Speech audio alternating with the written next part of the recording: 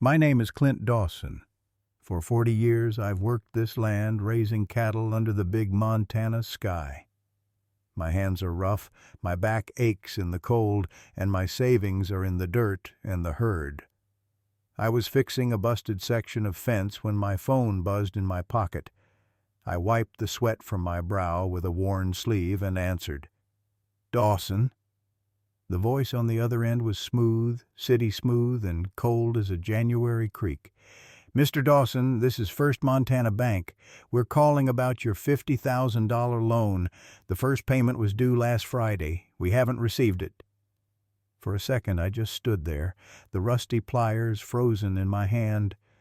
The sun was bright, but the world just tilted. The pine trees on the ridge seemed to lean. The steady, familiar sound of the wind vanished, replaced by a hollow ringing in my ears. "Alone?" I finally managed, my own voice sounding distant. "There's some mistake. I didn't take a loan." "The documentation we have says otherwise, sir," the voice replied, utterly devoid of warmth. "A $50,000 business development loan signed by you. We'll need that payment, or we'll have to begin the collections process. You can discuss the details with our loan officer, Mr. Garrity." They gave me a reference number, a string of digits that meant nothing and everything. I muttered something I don't even know what, and the call ended. I lowered the phone and stared at it like it was a rattlesnake coiled in my palm. $50,000. I've never borrowed more than the price of a new tractor tire in my life. My ranch runs on sweat and patience, not banknotes.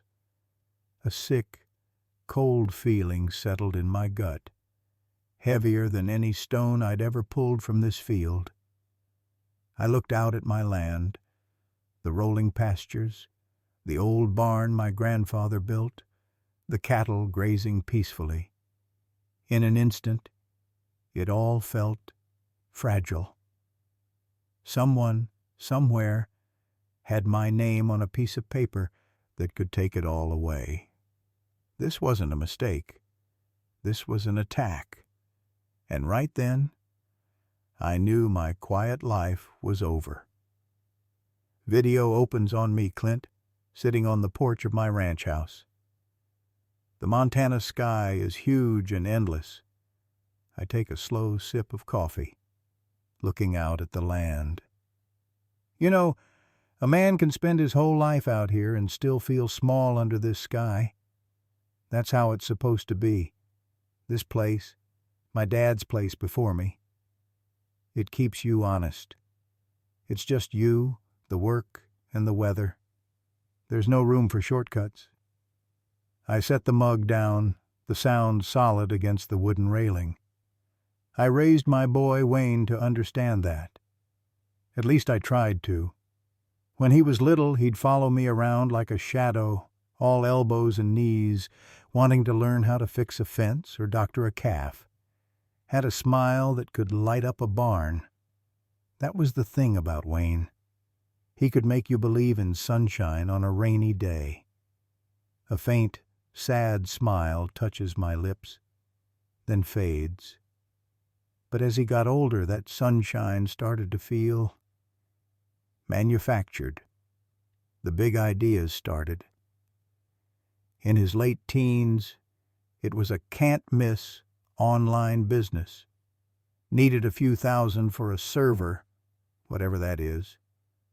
I worked an extra month of custom haying for that. The server and the business vanished. Then it was a franchise opportunity, a ground floor investment in a new kind of energy drink. That one cost me the profit from a whole season's calf crop. The only thing that got energized was Wayne's social life down in Bozeman. I looked down at my hands, calloused and worn. Every time, it was the same. He'd come rolling up that driveway, that same charming smile, his words smooth and full of fire. "This is the one, Pop. This is how I make you proud." how I pay you back tenfold." He made it sound like a symphony, and I just heard the tune of a father who wanted to believe in his son. The contrast gets to you after a while. Out here my life is this simple, hard-earned rhythm. You mend what's broken. You save for a dry year. You earn your keep with sweat and patience. Wayne's World was all glitter and promises built on air and my bank account. My savings got thinner. My faith, well, that started wearing thin too. I stand up, leaning on the porch post, gazing at the quiet land. This ranch isn't much by some standards, but it's everything by mine. It's the sum total of a lifetime of getting up before dawn and going to bed tired. It's real. And I started to realize that to Wayne, it was just collateral. Just the next source of funding for the next big dream that would never quite touch the ground. I didn't know it then, but I was already in a fight. Not with my fists, but for my future. And the worst part was, the man I was up against was the same little boy I used to carry on my shoulders. The steering wheel felt slick under my palms as I drove into Livingston, the morning sun doing nothing to warm the cold knot in my stomach. Wayne's smug face from our last argument kept flashing in my mind. I parked in front of the First Montana Bank, its brick facade looking suddenly imposing. This was just a formality, I told myself. A mistake. It had to be. The inside was all quiet efficiency and polished floors. My boots echoed as I walked to the loan officer's desk. A man named Mr. Higgins, with kind eyes and a neat tie, greeted me. "Mr. Barton," he said, his voice soft. "You wanted to see the documentation for the ranch loan?" "Yes, sir." "I just need to see the signature page," I said, forcing a calm I didn't feel. He gave a sympathetic nod, like he'd seen this kind of worry before. He pulled a file from a drawer, opened it, and slid a single sheet of paper across the desk toward me. "Right here." My eyes locked onto the bottom of the page. There it was. Clint Barton, in black ink. The loan amount, $50,000, screamed up at me from the numbers above it. But it was the signature that made the air leave my lungs. It was my name, but it wasn't my hand. The slant was a degree too sharp. The loop in the C was tighter, more controlled than my usual lazy scrawl. The tail of the T was crossed with a decisive, almost angry slash, where mine usually just drifted off. It was a good forgery, a damn good one. But to me, it screamed fake. It was like looking at a photograph of myself where the smile was just a millimeter wrong, creating a stranger. A sick, hot feeling began to churn in my gut, spreading outwards until my fingertips felt numb. This wasn't a bank error. This was deliberate. Someone had sat down and practiced writing my name. Someone had then put that practiced lie on an official document to steal my future. "Mr. Barton?" Higgins's voice sounded far away. "Is everything in order?" I blinked, peeling my gaze from the damning paper. It looks off to me," I managed to say, my own voice sounding thin. "I don't remember signing this." His kind eyes turned professionally cautious. "The funds were disbursed. The paperwork is in order from our perspective." The finality in his words made the knot in my stomach tighten. They had what they needed. I had nothing but a feeling.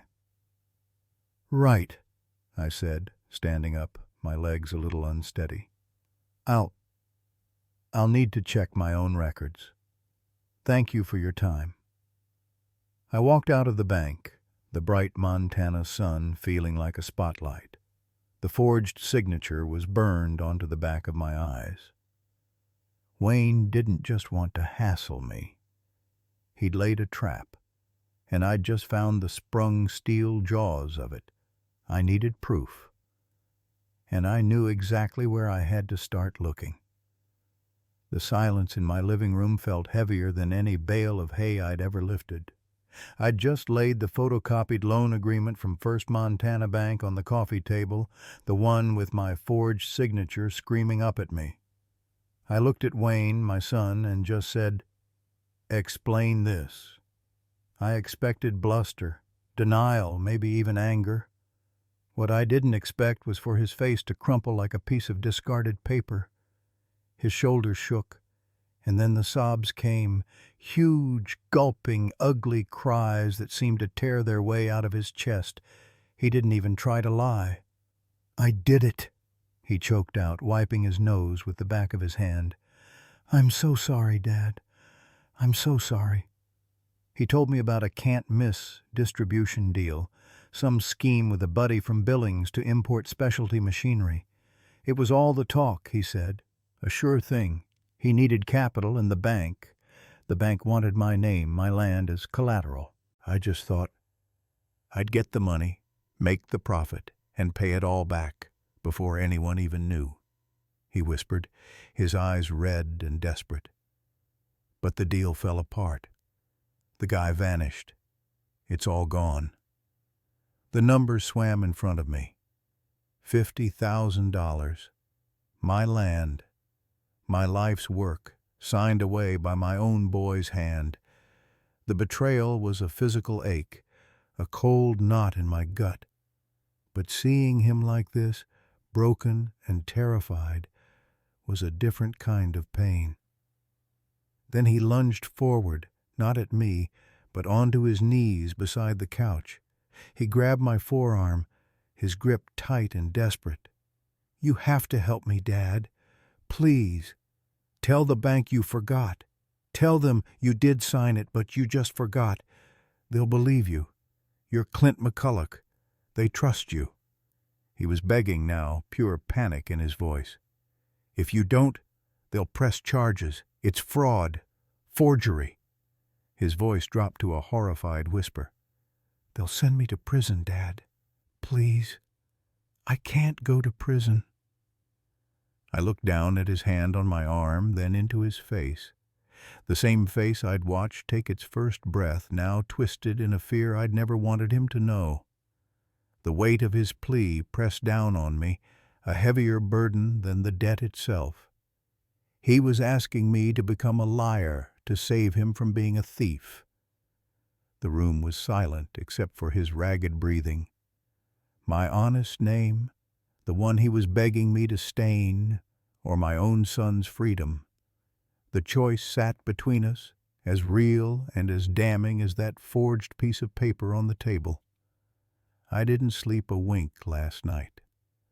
The weight of that piece of paper, the forged $50,000 loan agreement from First Montana Bank, felt heavier than an anvil on my chest. My son's signature was on it, but it wasn't his hand. I knew it.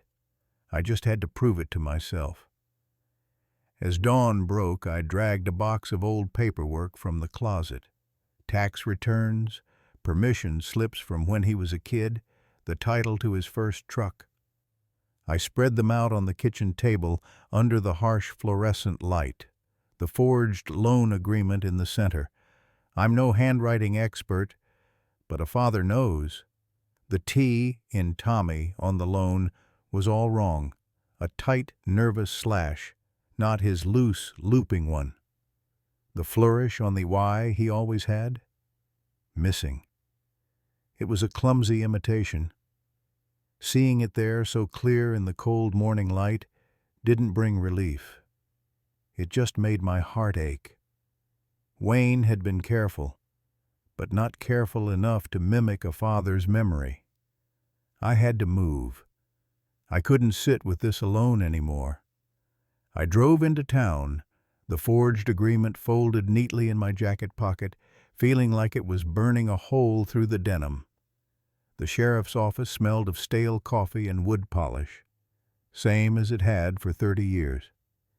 He looked up from his desk. his reading glasses perched on his nose. "Clint, you look like you've been rode hard and put away wet." "Feel like it too," I said, my voice rough from no sleep, no small talk.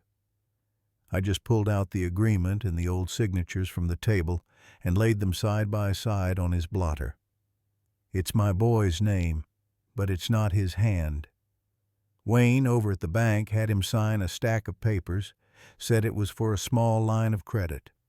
This was buried in it." He was quiet for a long time, swapping his glasses, leaning close. He compared the documents, his finger tracing the lines. He's known Tommy since he was in diapers. Finally, he sat back with a heavy sigh, the kind that carries the weight of our whole small town. "It's a bad forgery, Clint. Obvious to anyone who's looking." I swallowed hard, my throat tight. "So what happens now? What happens when I show you this?" He took off his glasses and pinched the bridge of his nose. "Well," he said, his voice low and gravelly with regret, "I've got to take a formal statement from you. Then I'll have to go have a conversation with Wayne. After that—" He met my eyes, and his were full of a tired professional sorrow. "If this holds up, and I believe it will, it's fraud. Grand theft. It's a felony, Clint. Wayne will be arrested. There'll be a trial." Hearing it laid out so plainly, so officially, made it real in a new and terrible way. This wasn't just a family dispute anymore. It was the law. I was setting a chain of events in motion that would end with the clang of a cell door. I'd come for clarity, and I'd gotten it. The cost of doing the right thing was suddenly devastatingly clear. The phone rang for the third time that morning. I didn't even need to look at the caller ID. It was the same number from the First Montana Bank, the one that had been lighting up my screen for weeks. I let it go to voicemail, but a text buzzed through immediately after. "Final notice. 24 hours to resolve or we foreclose. No further extensions." Wayne must have gotten the same call because my front door practically flew off its hinges. He burst into my kitchen, his face pale, eyes wild. "Clint, did you see? Did you hear? 24 hours. They're going to take it all." He was pacing, running his hands through what was left of his hair. "We have to do something. We have to talk to them again. We have to explain." "Explain what, Wayne?" I asked, my voice quieter than I expected. I turned away from him, walking to the big window over my sink. "Explain the lie? The paper you signed with my name on it?" My land stretched out before me, golden in the late morning sun. Every fence post, every acre of grazing pasture, every inch of it was bought with sweat and honest work. I built this place, not just with my hands, but with my word. My name meant something here. Or it used to. Wayne was babbling behind me, a stream of desperate, useless plans. We could get another loan, a private one, or we could sell the back 40 quickly just to cover this payment. I stopped listening. I watched a hawk circling over the far pasture, riding the thermals with a grace that felt like freedom. This was the crisis. The bank had drawn their line in the sand. Wayne's hysterics were just the noise around it. The forged loan agreement for $50,000 was in my safe. A piece of paper that could ruin me, but was currently the only thing keeping the bank from seizing Wayne's failing ranch to cover his debt. He'd put my good name on it to get the money. My honesty had built my world, and now his dishonesty was going to burn it down to save his own. I knew what I had to do. It wasn't about saving the land anymore. That was probably already lost. It was about what came after. It was about who I was when the dust settled. "Wayne," I said, cutting through his panic. He fell silent, staring at me. "You need to leave." "What? Clint, we have to figure this out together." "No," I said, finally turning to look at him. There was no anger left in me, just a cold, certain clarity. "We don't. You made your choice when you forged my name. I'm making mine now. Get off my property." He stood there, stunned, for a long moment, before stumbling back out the door. The silence he left behind was heavy but clean. I looked back out the window at the honest land, and I knew the next step. It would cost me everything, but some things are worth more than land. My heart was hammering against my ribs as I stood in the sheriff's quiet office. The scent of old coffee and polished wood filled the air, a stark contrast to the storm raging inside me. On the desk between us sat my phone, its speaker ready to broadcast the lie that was trying to ruin my life. The sheriff gave me a slow, steady nod. His presence was the only thing keeping my hands from shaking. "You ready, Clint?"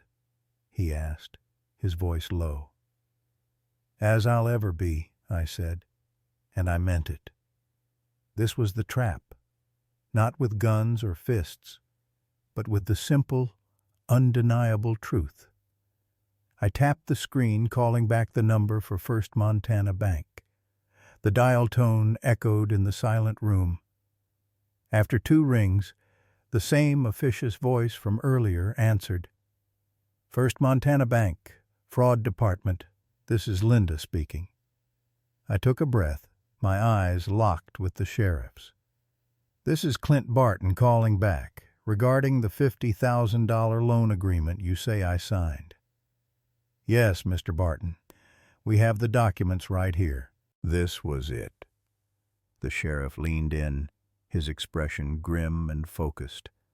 I made sure my voice was calm, flat, like the surface of a frozen lake. "Then I need to state this for the official record, with my local law enforcement present as a witness." I let that hang for a second. "No, I did not sign that loan. The signature on that document is a forgery." The silence on the other end was different this time. It wasn't the smug silence of bureaucracy, but the cold, quiet void of a problem they couldn't ignore. "Law enforcement is present?" Linda asked, her tone shifting from routine to cautious. "The sheriff is right here," I confirmed. "I am offering right now to provide multiple samples of my genuine signature for a forensic comparison. My entire financial history is with your bank. You have my real signature on file from when I was 18 years old. Compare them." Another pause. I could almost hear the gears turning, the mental image of that forged document, Wayne's desperate, stupid gambit, sitting under a new, harsh light. "I see," Linda said finally, her voice now strictly professional.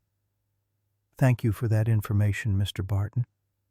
With a formal dispute and law enforcement involvement noted, we are obligated to suspend all collection activity immediately and initiate an internal fraud investigation. We will be in touch to obtain those signature samples. You will receive a formal case number via email within the hour." I ended the call. The silence in the office returned, but it was a different silence. The heavy, waiting kind had been replaced by something lighter, like the first clear moment after a thunderclap. The sheriff leaned back in his creaky chair, a slow smile spreading across his face. "Well," he said, "that ought to shake the tree." I finally exhaled, a breath I felt like I'd been holding for weeks. Wayne had thrown a rock, but he'd thrown it through his own window. The bank wasn't my problem anymore. Their investigation would lead them right back to his doorstep. The trap wasn't sprung yet, but the door had just swung shut behind him. All we had to do now was wait for him to realize he was caught. The sound of tires on gravel was different this time. It wasn't the tentative crunch of a visitor, but the official, deliberate roll of a county vehicle. I stood at the living room window, my coffee gone cold in my hand, and watched the sheriff's SUV pull up behind Wayne's flashy new truck. My heart wasn't pounding with adrenaline anymore. It just felt heavy, a cold stone in my chest. This was the part I dreaded, the part no father ever pictures. The sheriff, a man I've known for 30 years, gave me a single solemn nod as he came up the porch steps. He wasn't here for coffee. In his hands was a slim folder of paperwork that looked infinitely heavier than it was. Behind him was a deputy I didn't recognize, his face carefully neutral. "Clint," the sheriff said, his voice low. "It's time." I opened the door and stepped back. Wayne was sprawled on the sofa, staring at his phone. He looked up, and his smirk faltered for just a second when he saw the uniform. "Wayne Miller," the sheriff began, his tone shifting into something formal, something terrible. "I need you to stand up for me, son." Wayne stood, confusion turning to a slow dawning horror. The sheriff opened the folder. "I am serving you with formal notice of a fraud investigation opened by the First Montana Bank regarding a forged loan agreement in the amount of $50,000. He held out the papers. "This is your copy." Wayne didn't take them. He looked past the sheriff, straight at me. His eyes weren't pleading. They were just empty. And in that emptiness, I saw the boy who used to build forts in this very room, now completely gone. The sheriff continued, his words filling the space where our family used to be. "Wayne Miller, you have the right to remain silent. Anything you say can and will be used against you in a court of law." I listened as my son was read his rights in our living room. The sun streamed through the same windows that lit his childhood birthdays. The betrayal wasn't a sharp cut anymore. It was a deep, complete ache that settled into my bones. I watched the deputy step forward, and the cold click of the handcuffs was the loudest sound I'd ever heard. Wayne didn't say a word to me. He just let himself be led out, his head down. The sheriff paused at the door, placing a hand on my shoulder. He didn't offer empty comfort. He just squeezed once and then followed them out. I stood there in the sudden, silent house. The paperwork from the bank lay on the coffee table. The fight was over. We'd won. And all I had won was this hollow, echoing quiet and the grim, sorrowful truth that my son had chosen to be a stranger. The wooden bench felt harder than ever under me, but I didn't care. I was leaning forward, my hands clasped so tight my knuckles were white, just watching Wayne's face. For years that smug, charming smile had been his weapon. Today, in this quiet Montana County courtroom, it finally died. The air was thick with the smell of old paper and floor polish. Sunlight cut through the high windows, lighting up the dust motes dancing over the judge's bench. The sheriff, sitting right beside me, gave a slow, almost imperceptible nod. We'd gotten here. All the lies, all the smooth talk. It ended now. The judge's voice was dry, factual, like he was reading the weather, but every word was a hammer. "Found guilty on all counts of fraud." I saw Wayne flinch, just a tiny jerk of his shoulders in that cheap suit. His lawyer put a hand on his arm, but Wayne shook it off. He looked smaller somehow, deflated, like a balloon 2 days after the party. Then came the sentence, probation, a felony record that would follow him forever, a stain no amount of charm could wash out. But the best part, the part that made my breath catch, was the restitution order. The judge named a figure that made even the court reporter pause. It was more than the forged $50,000 loan agreement from First Montana Bank he'd tried to pin on me. It was for everything, for every person he'd swindled in his little kingdom of lies. Wayne's head dropped. He didn't look at his wife in the front row. He didn't look at me. He just stared at the scarred table in front of him, watching his own future evaporate. That was the moment I knew it was truly over. The schemes were legally and finally shattered. The persona he'd built, the trustworthy neighbor, the savvy businessman, was gone, leaving just a convicted man in a too-big suit. As they let him out, he didn't have that swagger. He just shuffled, looking at the floor. There was no grand speech, no last glare. Just the quiet, definitive click of the door closing behind him. The sheriff clapped a heavy hand on my shoulder. "It's done, Clint." I just nodded, letting out a breath I felt like I'd been holding for years. The weight was gone, the constant looking over my shoulder, the knot in my stomach every time the phone rang. It was just gone. We walked out of the courthouse into the crisp Montana air, and for the first time in a long time, it just felt clean. The last of the sun bleeds out over the mountains, painting the porch in long, quiet shadows. I sit here, Clint, in this old rocking chair, the wood groaning a familiar tune. The ranch is still. Not the bad kind of still, not the empty kind that used to scream at me after the funeral. This is a peaceful quiet, the kind you can finally hear yourself think in. Wayne's gone. Last I heard from the sheriff, he's breaking rocks or some such on a road crew 3 states over. A hard labor sentence, working off every cent of that debt. It's a different kind of justice. Not the kind I'd imagined in my darkest hours, not the quick, violent end I'd sometimes pictured. It's slower. It lets a man live with what he's done and forces him to pay for it with every aching day. Maybe that's worse. I don't know. I don't think about it much anymore. I take a slow sip of my coffee, bitter and strong. The forged loan agreement from First Montana Bank isn't my problem now. It's a piece of paper in a courthouse file, a ghost of the man I used to be. The one so eaten up by grief he thought he could fix a lie with a bigger one. That document almost cost me everything. In a way, it did. It cost me my boy. Not just to the grave, but to my memory of him. For a while, my love for him was all twisted up with that need for revenge, all tangled in Wayne's sneer. I chose truth over blood in the end, told the sheriff everything. It was the hardest thing I've ever done, walking into his office with that paper in my hand, admitting my own shame. But it cut the sickness out. The wide Montana sky above me is doing its work. It's a healing thing, this silence. It doesn't judge, it just is.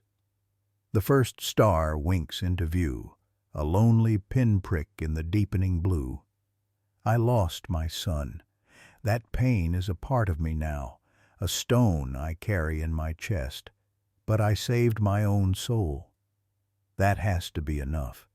The coffee's gone cold. I set the mug down on the porch rail, watch the bats begin their dance against the twilight. The rocker creaks.